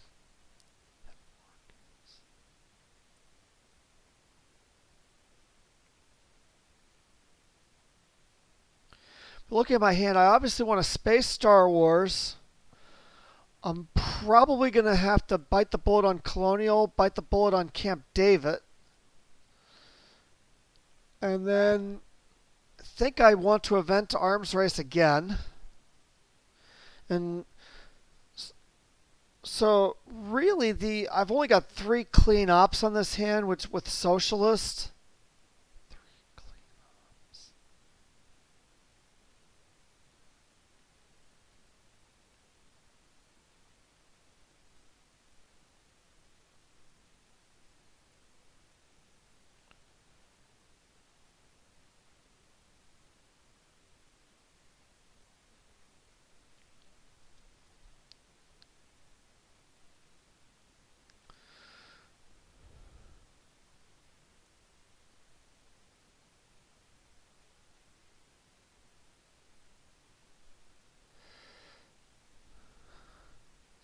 And as you viewers can see watching this, we both had frequently had difficult hands to deal with, so there was a lot of thinking in this game, and that's the way the game goes sometimes. You're not always dealt the good cards, and then when you get dealt all the bad cards, you got to figure out how to mitigate the impact that those cards have on you. This is a crisis management game first and foremost.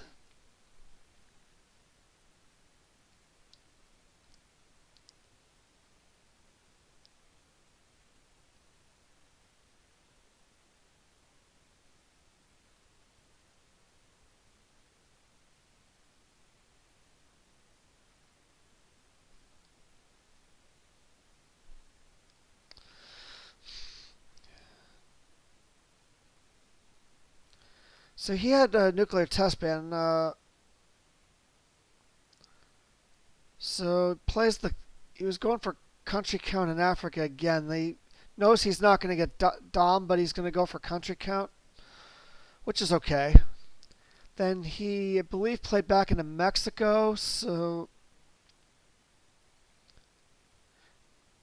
I still have Central America, but if he gets one of those non-battleground coups, or even if he takes Costa Rica outright, Central America would level up. I would still get 2 VP for being adjacent, but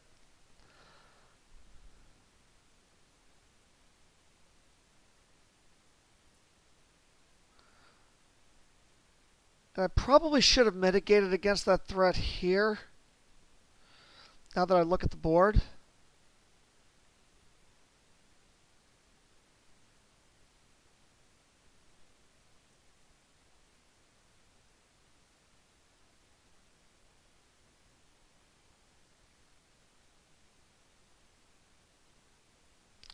And now I'm counting countries in Africa again to see where that stands.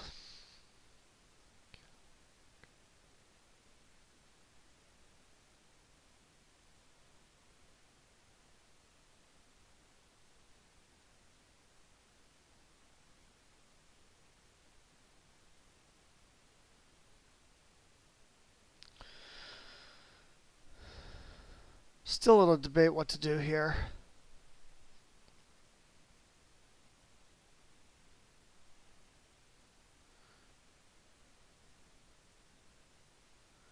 I'm not sure what I was considering realigning.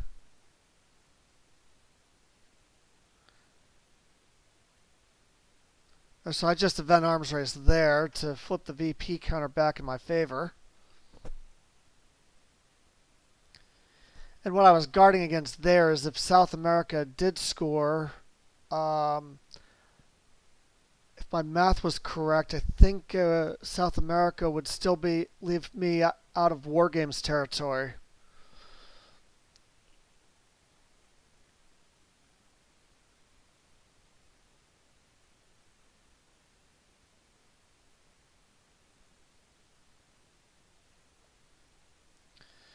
So he spaces Vietnam. And I'm not sure he had to do that. I'm already in Vietnam. Yes, I get +1 on ops in Southeast Asia, but what the heck am I going to do in Southeast Asia at this stage in the game? I'm not sure he had to do that.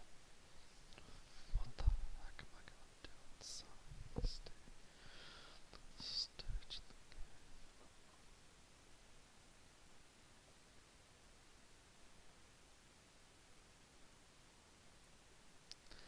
Especially since he's holding the China card.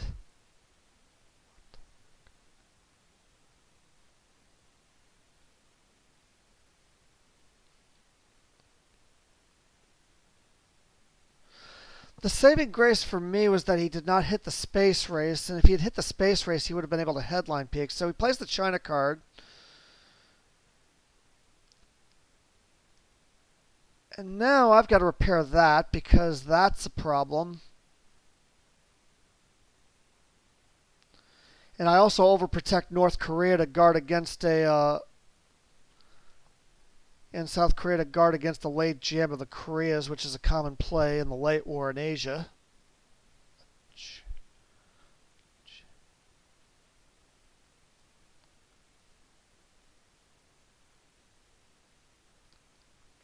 And I don't need to quite overprotect Pakistan because I have the China card. And then he plays VOA, which he redrew. And that's a little unfortunate. So now I got to repair that. But I'm not going to be in a hurry to repair North Korea. I mean, he might have Asia, he might not. Now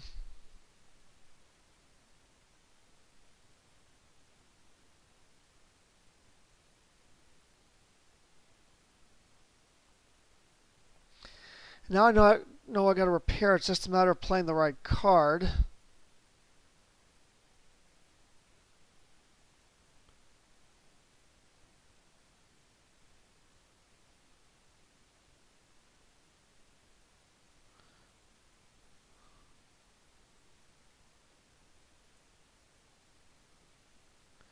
And I ultimately, in hindsight 2020, I should have just put the 2 ops into Pakistan. He was going to be able to score Asia Dom either way, depending on which way I played that. But I actually gave him a shot if he had any kind of a high ops card to actually take Pakistan back. Whereas if I had actually just played in, he wouldn't have been able to. He would have been able to tap, but he wouldn't have been able to turn.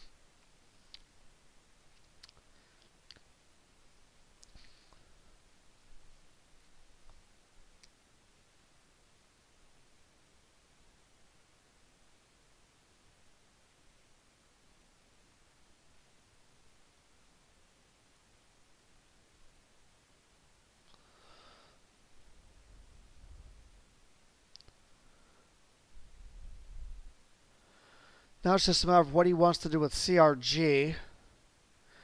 He can't really do much on the battlegrounds because all the battlegrounds are quite well protected at this point in the game.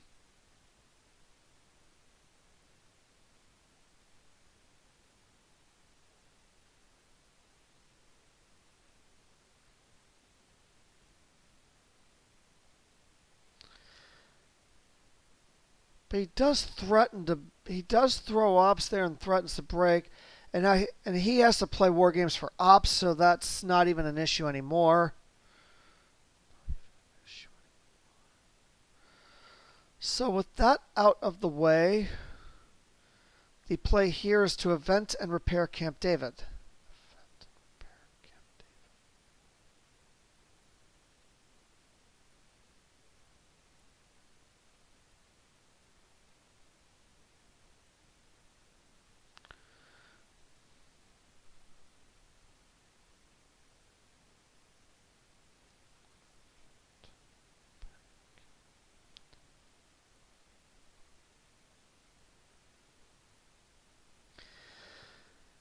And we'll see what he does for turn 7. So again, the board is pretty even right now. I do think there is still a slight edge to the US player. I'm up 1 VP. But I do think that the regions he's got are worth more points than the regions I've got. So he's going to take the China card back. That makes perfect sense. I get my 2 VP for mill-ups. So let's see. Terrorism, Iranian hostage crisis, grain sales, AI war, duck and cover, Iran-Contra, and UNI.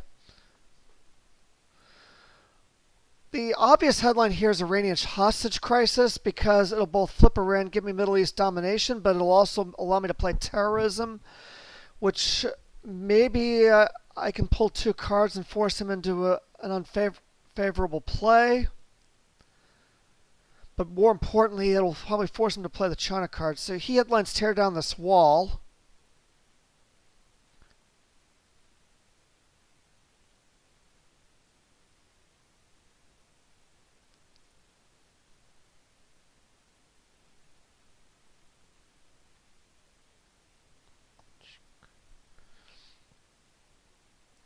And he misses the coup on East Germany. So with Middle East now flipped, I will score it for 4 for a quick dom.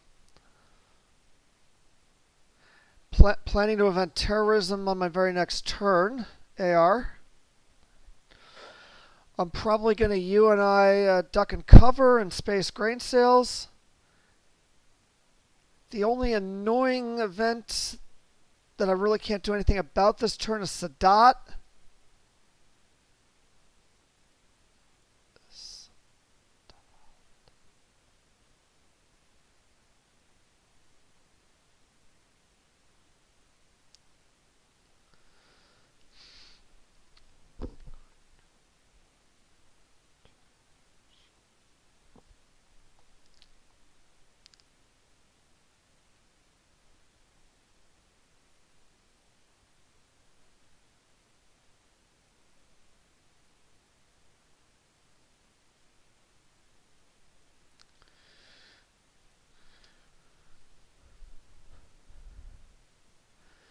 Of course, I'm in War Games territory now, but he punted War Games last turn, so he knows that he doesn't have to worry about War Games.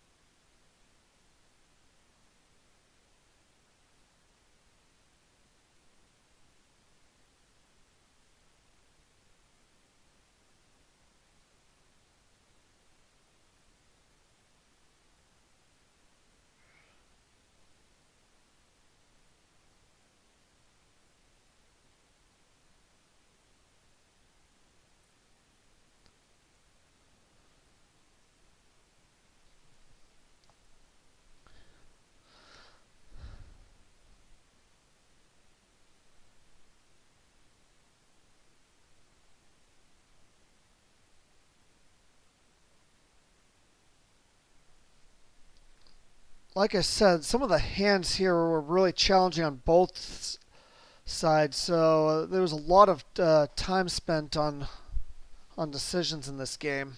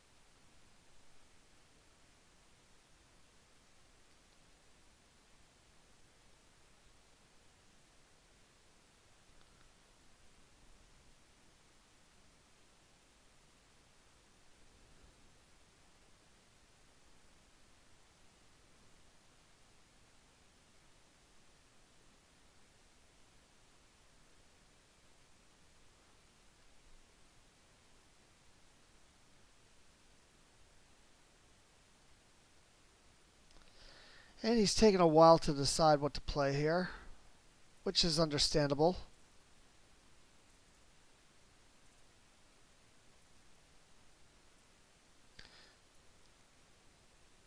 So look at the board.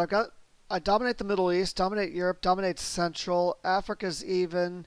He dominates Asia and South America.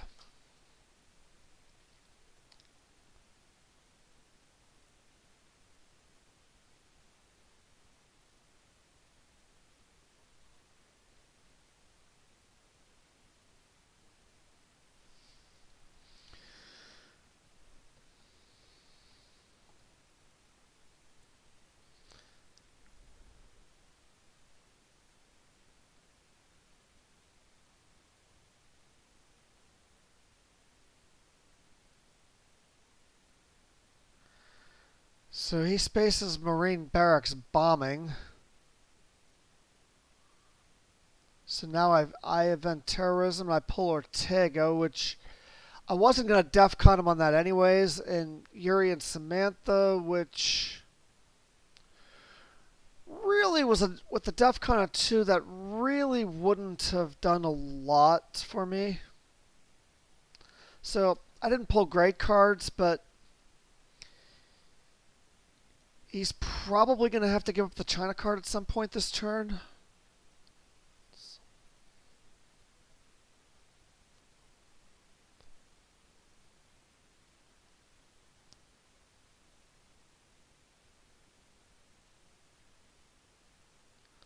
So he coups Haiti, which makes sense. That evens up country count in Central America.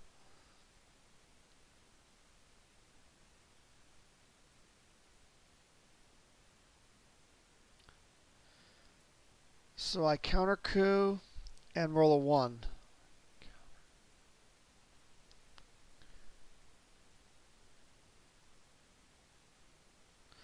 Now the danger here becomes if he does coup Nicaragua, he can realign me out of Cuba.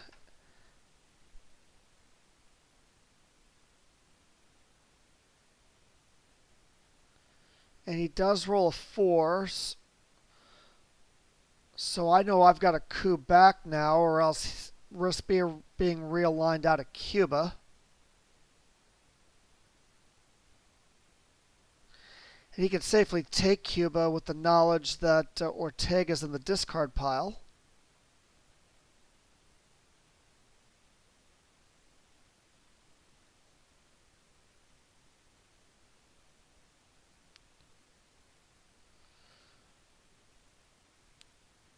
So naturally I coup Haiti. That way it's a 50-50 realign if he wants to go that route.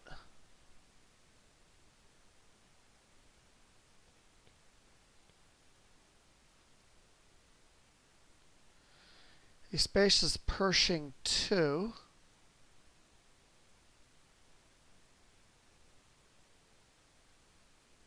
So I space grain sales. And he hit that, so he can headline peak on the last turn.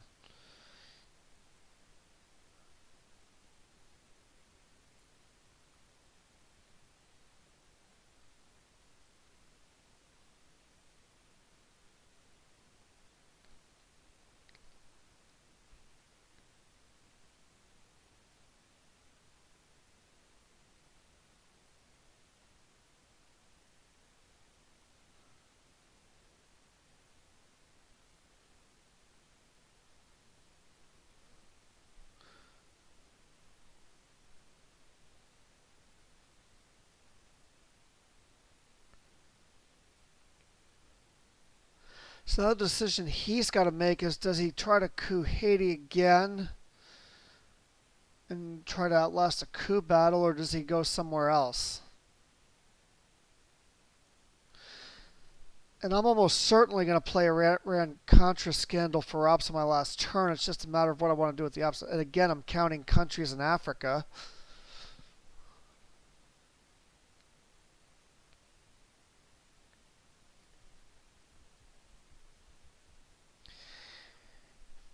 And as you can see, I'm already back up 8 VPs too. So you can see the momentum swings this game had. I was up to 18, then it got down to him being within War Games territory at US +8. Now it's back to Soviet +8.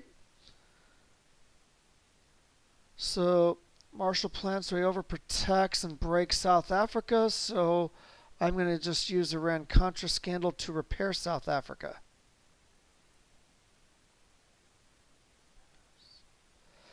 And I am going to have to give him Sadat on my last turn, unfortunately.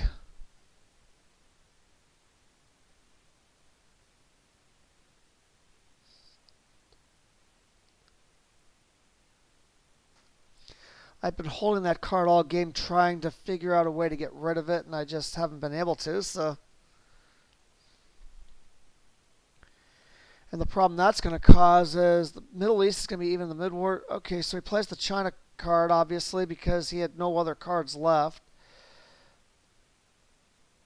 And that was an interesting threat. He played into East Germany in an attempt to break it, so I got to throw my one up into Sadat to shore up East Germany. That was a good play there. And remember, Europe hasn't been scored, so that may have been a play to be able to dump Europe without any damage, and it was.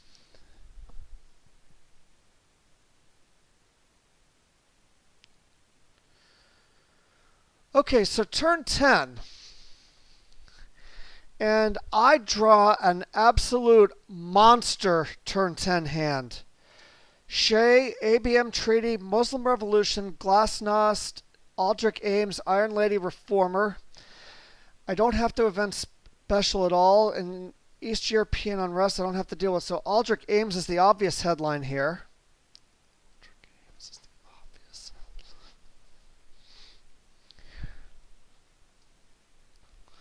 The plan is to flip Argentina with Iron Lady, event Reformer and play into Europe, event Iron Lady and play down into Argentina, ABM Treaty coup somewhere. Probably going to event Shea to flip a couple of countries in Africa.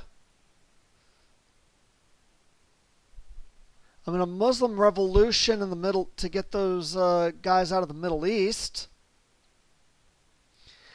And then I'm going to probably space East European unrest because it is a devastating card, the late war. And I'm going to probably event Glasnost as well and hold the China card.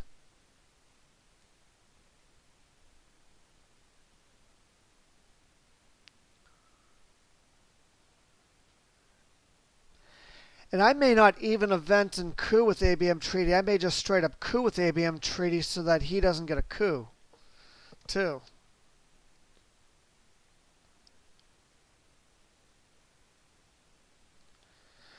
Thing is, he can headline peak, so he knows he's getting Aldrich. So he headlines Korean Air, which is I'm not worried about that anyways because I have ABM Treaty.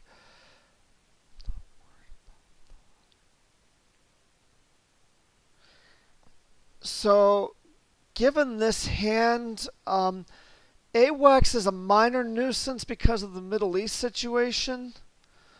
Liberation Theology is not going to play. Latin America is going to be forced to play some of those. The only card I'm really worried about in this hand is Red Scare, so I pull it out. Africa is going to be at worst even, so I'm just going to pull Red Scare here and give him as few ops as possible to work with. And it's going to force him to play some uncomfortable events this turn, too.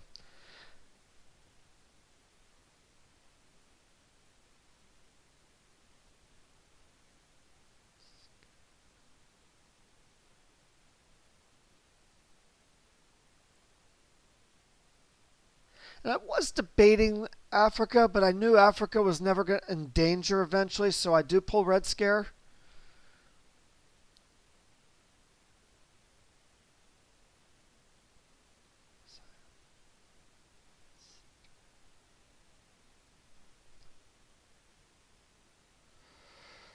So with that being said, now the first thing I got to do is ABM Treaty Coup Algeria, which hits.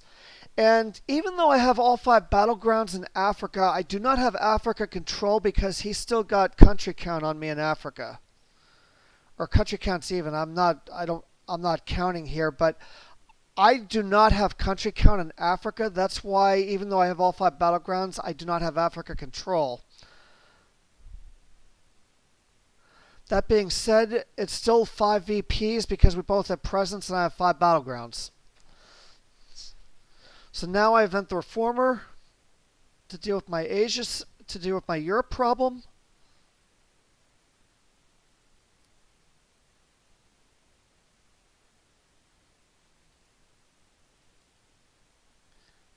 And because I'm ahead in VP, I get 6 ops in Europe on the Reformer. It's always nice when you can trigger that. So I'm going to go ahead and create some threats for him in Europe that he's got to deal with.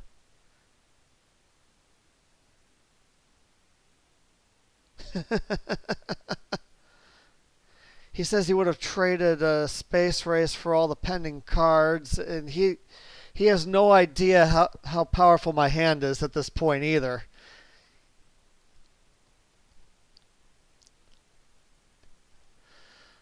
So now he's got to use Evil Empire just to repair those guys in Europe.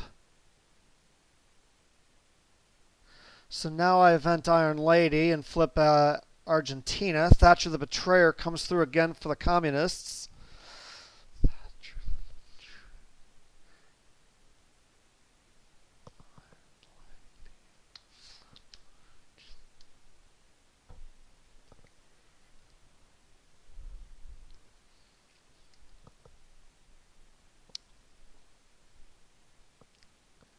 This is a game where usually the US player would break something turn 10, but he doesn't have the ops to do it, and he realizes what's in store for him with that comment. I mean, this is probably the strongest turn 10 headline I have ever seen in the Soviet hand. And so he hits a space race on Suez, which is 3 VP.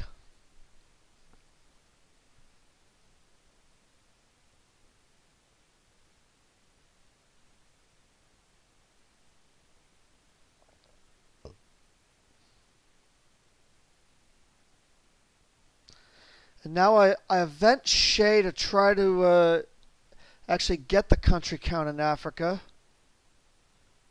which I do.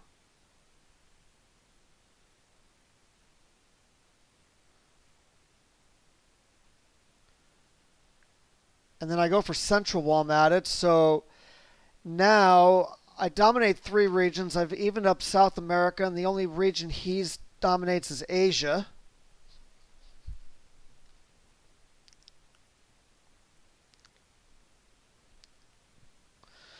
So Latin America death crisis, so South America is going to be completely safe for the rest of the game. Because I'm just going to double up Chile and Argentina.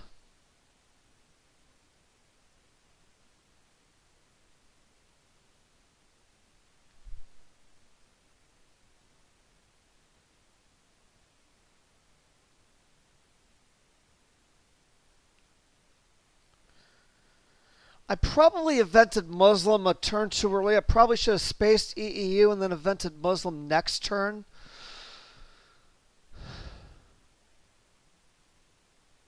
But it really doesn't matter at this point because with the way the board's shaking me up by 7 VPs, I'm probably going to win this game anyways.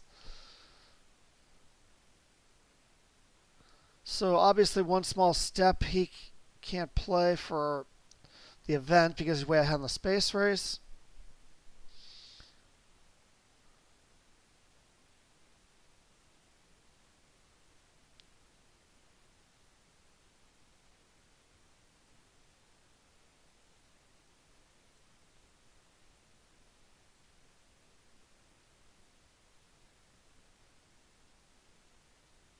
Now I do space EEU and hit. So he can't space again, which means he's going to have to give me liberation theology, which he does right on cue. And I'm just going to break Mexico and shore up what I've got in Central. So now he's got to actually repair Mexico and spend one op elsewhere.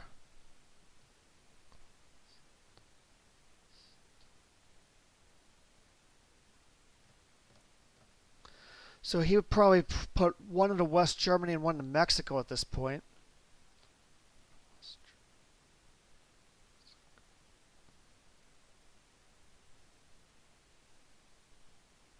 Which is exactly what he does. And then I event Glasnost here. I actually don't need to event Glasnost because I'm going to get the 4 ops either way. And I do get 2 VP, but I do give him a late coup, although he already had mill ops anyways. So, but I gave him a battleground coup that I didn't really need to give him, which could have actually flipped South America or something, but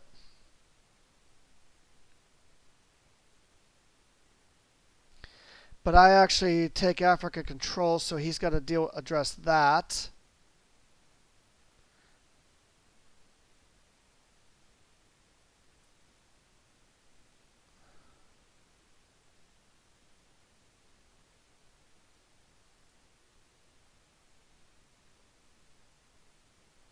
So then I just go ahead and overprotect my East Germany, and he makes the comment that GG, this turn was brutal. So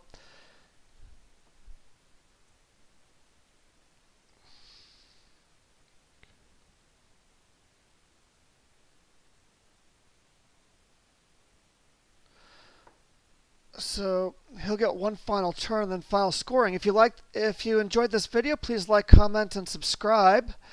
I hope to be posting more videos like this going forward because I really enjoy the game Twilight Struggle, and I like making it accessible to as many people as possible. And I always learned a lot from these videos when existing players recorded them as well. So this is my first victory in RTSL. It was a great game. It was a lot of fun. Thank you all for watching. We'll see you next time. Bye-bye.